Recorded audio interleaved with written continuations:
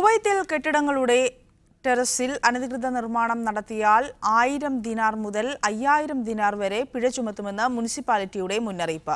അനുമതി വാങ്ങാതെ ടെറസിൽ മുറികൾ പണിയുന്നതും ഇരുമ്പ് ഷീറ്റുകൾ കൊണ്ടുള്ള താൽക്കാലിക നിർമ്മാണവുമെല്ലാം അനധികൃതമായി കണക്കാക്കുമെന്നും മുനിസിപ്പാലിറ്റി മുന്നറിയിപ്പ് നൽകി.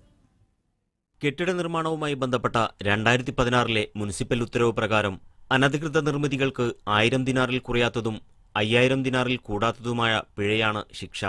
നിയമലംഘനത്തിന്റെ ഗൗരവവും വ്യാപ്തിയും പരിശോധിച്ച ശേഷം കോടതിയാണ് പിഴസംഖ്യ തീരുമാനിക്കുക. സ്വകാര്യ പാർപ്പിട മേഖലയിലെ കെട്ടിടങ്ങളിലാണ് ഇത്തരം നിയമലംഘനം പിടികൂടുന്നതെങ്കിൽ 1 മീറ്റർ ചുറ്റളവിന് 50 ദിനാറിൽ കുറയാത്തതും 500 ദിനാറിൽ കൂടാത്തതുമായ പിഴ ഈടാക്കാനും നിയമം അനുശാസിക്കുന്നതായി ക്യാപിറ്റൽ ഗവർണറേറ്റ് മുനിസിപ്പാലിറ്റിയിലെ കയ്യേറ്റമൊഴിപ്പിക്കൽ വിഭാഗം മേധാവി എഞ്ചിനീയർ അബ്ദുള്ള പറഞ്ഞു.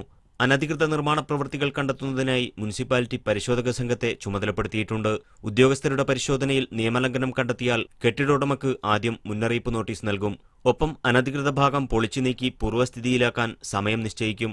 അനുവദിച്ച സമയത്തിനിടക്ക് ഇവ പൊളിച്ചു നീക്കിയില്ലെങ്കിലാണ് കേസ് രജിസ്റ്റർ ചെയ്ത് കോടതിയിലേക്ക് മാറ്റുകയെന്നും അധികൃതർ വ്യക്തമാക്കി.